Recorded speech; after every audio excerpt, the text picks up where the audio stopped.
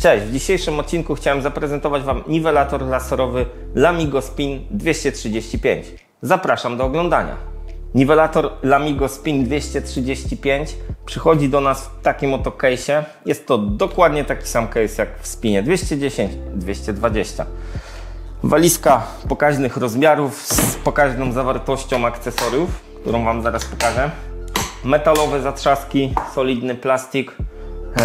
Mam do czynienia ze sprzętami w tych walizkach ponad 10 lat. Nie widziałem, żeby się sama z siebie któraś popsuła albo żeby się połamał zatrzask sam z siebie, więc to jest na pewno fajna rzecz. Zestaw w Spinie 235, którego omawiamy, jest dokładnie taki sam jak w 230. Za chwilę Wam powiem, co różni te sprzęty. W zestawie oczywiście niwelator laserowy, detektor z dużym oknem detekcji. Detektor posiada dwa ekrany z przodu, z tyłu. Posiada także diody wskazujące góra-dół, byśmy mogli... nie ma baterii. Byśmy mogli z daleka ocenić. No i ma cyfrowe wskazania, czyli jeśli zaczyna nam pokazywać w milimetrach, to pokazuje nam, ile brakuje do zera. Jeśli interesuje Was właśnie takie detale, nie chcę w tych filmach prezentacyjnych robić tego filmu, który będzie trwał 40 czy 50 minut, żebym każdy detal omówił. Jeśli macie jakiekolwiek wątpliwości na danym etapie filmu, piszcie mi to w komentarzach. Dogramy krótki materiał na YouTube'a, kilkuminutowy, kilkusekundowy, pokazać takie rzeczy, bo tego się wszystkiego nie da. Także fajny detektorek, duży, coś, co jest nie takie oczywiste w innych produktach. Drugi zestaw akumulatora. Pierwszy jest założony już do urządzenia. Akumulatory te posiadają opcję ładowania samego akumulatora. Tutaj mamy zaślepkę. Albo możemy ładować akumulator przez gniazdo w obudowie, do czego przydatna jest ładowarka. W przypadku spinów 230 i 235 mamy taki oto duży pilot. I tutaj zaraz do tego tematu wrócimy. W zestawie tarczka celownicza, okulary poprawiające widoczność i tak jak w przypadku Spina 210, 220, tak i w przypadku 230, 235 producent dostarcza nam uchwyt, który możemy zawiesić na ścianę.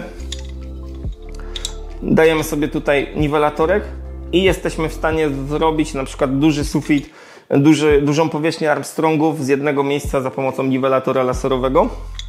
Druga funkcja tego uchwytu jest to adapter na statywy do tego, aby w pozycji pracy pionowej to przykręcamy do statywu, to przykręcamy do niwelatora i jesteśmy w stanie używać funkcji pracy pionowej za pomocą tego uchwytu. Uprzątnę to i widzimy się za chwilę. Posprzątane, więc przejdźmy do tych informacji, które obiecałem przed chwilą.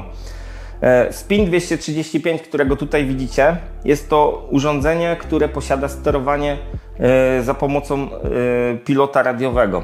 To nam zwiększa zasięg tego, jak daleko możemy odejść i to nam daje dodatkową funkcjonalność, że niwelator z pilotem komunikuje się w dwie strony. Czyli po włączeniu urządzenia wszystkie dane widzimy też na ekranie pilota, który mamy ze sobą. Czyli w przypadku większych prac, większych inwestycji, osoba, która wykonuje pomiary z łatą, zabiera ze sobą pilot radiowy i nie dość, że może zadawać różne polecenia niwelatorowi, to może także zweryfikować to, w jakim trybie, z jakim spadkiem pracuje to urządzenie. I tak jak powiedziałem na początku filmu, jeśli chcecie zobaczyć tą funkcjonalność, to musicie napisać, będziemy o tym nagrywać. Spin 230, który jest technologicznie identyczny, zestaw jest identyczny. Jedyną różnicą w dwóch tych sprzętach jest to, że tam komunikacja między pilotem a niwelatorem jest na podczerwień, czyli jest mniejszy zasięg i jesteście w stanie tylko wysłać polecenie, ale już niwelator nie daje odpowiedzi do pilota, nie możecie zobaczyć. Tak jak we wszystkich niższych modelach nie możecie sprawdzić. To jest najwyższy model z największymi funkcjami u tego producenta. No i teraz co? Omówmy sobie te funkcje. Może jeszcze sam detektor. Detektor jest podobny jak w spinie 220, z tą różnicą, że właśnie tutaj już jest wskazanie cyfrowe. Co istotne, detektor posiada duże okno detekcji, więc jeśli jesteśmy gdzieś dalej, to znalezienie wiązki detektorami z dużym oknem detekcji jest po prostu prostsze, a zarazem na dłuższych odległościach, gdy ta linia laserowa jest coraz grubsza, po prostu te detektory wydłużają zasięg pracy. Ale teraz przejdźmy do samego spina 235 w tym przypadku. No tutaj główna zmiana w stosunku do modeli niższych to, że mamy ekran i już zupełnie inaczej rozgrupowane przyciski. Ale sam niwelator, tak jak mówiłem w poprzednich materiałach na temat rodziny Lamigo, jest to niwelator, który posiada zarówno cechy spina 205, 210, 220 i jako 230 dodatkowo posiada właśnie funkcję spadków cyfrowych. Ale oczywiście praca w poziomie, praca w pionie, spadki manualne, czyli możemy sobie pochylać jak nam się podoba, oraz to, czego nie ma w niższych modelach, a mianowicie ekran i opcja zadawania spadków w postaci cyfrowej, czyli wpisywania spadku takiego, jaki mamy w projekcie. I teraz jest pewna rzecz, którą bardzo dużo ludzi upraszcza i mówi, po co mi ten ekran, skoro mogę sobie sam pochylić. Tylko że w przypadku tego niwelatora, poza tym ekranem, który oczywiście ułatwia wpisanie spadku z projektu, jest jeszcze taka sprawa, że po zadaniu spadku, po wpisaniu sobie tego wszystkiego, ustawieniu urządzenia, to urządzenie wcale nie wyłącza systemu poziomowania.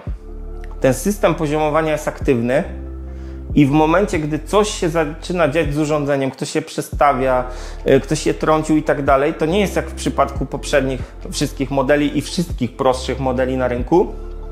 Tutaj ten system pilnuje tego spadku. Czyli jeśli zostanie potrącony, włączy nam się alarm potrąceniowy, wyświetli nam się trójkąt ostrzegawczy, niwelator się zatrzyma, włączy się alarm i to samo na pilocie. Jeśli ktoś będzie sobie robił pomiar, nagle kurczę szuka wiązki, nie ma, patrzy na pilot, alarm. Idzie te paręset metrów do niwelatora, faktycznie nie robi błędu. I tutaj tak naprawdę jest zupełnie inna elektronika, zupełnie inne oprogramowanie tego wszystkiego i dlatego ten niwelator jest o tyle droższy. Nie tylko dlatego, że ma ten ekranik ułatwiający wpisywanie. To musicie wiedzieć i o tym musicie pamiętać. A co do samych funkcjonalności, to nie będę powtarzał właściwie wszystkiego, bo możecie sobie zajrzeć do linku na górze, obejrzeć spina 220, którego też nagrywaliśmy. Tam powiedziałem o tych funkcjonalnościach. Tu najważniejsze są te dodatkowe funkcjonalności ze spadkiem i komunikacja między pilotem. Jeśli nie robicie dużych obszarów i nie potrzebujecie komunikacji, wybieracie spina 230. Jeśli robicie większe zadania przy jakimś drogownictwie, tego typu inwestycjach, gdzie jednak ta praca jest na dłuższym odcinku, wtedy 235 z pilotem jest to fajny wybór.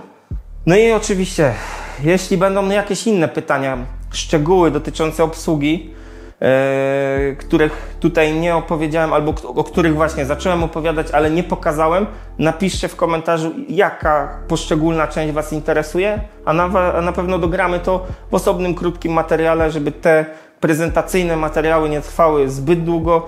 Wymyśliliśmy sobie taką formę, że będziemy przedstawiać urządzenie, przedstawiać możliwości i zachęcać Was do kontaktu, żeby to, co Was interesuje, było przedstawione w osobnych, krótkich filmach prezentujących funkcje poszczególnych sprzętów. Dzięki Wam za obejrzenie tego materiału. Zachęcam do przeglądnięcia kanału, poszukania jakichś innych interesujących Was filmów. A jeśli macie jakieś pytania na temat tego egzemplarza, tego modelu, możecie zadawać je w komentarzach, możecie pisać do nas maila, a jeśli chcecie pilną odpowiedź, no to jesteśmy pod telefonem w firmie i chętnie zawsze na wszelkie wątpliwości Wam odpowiemy.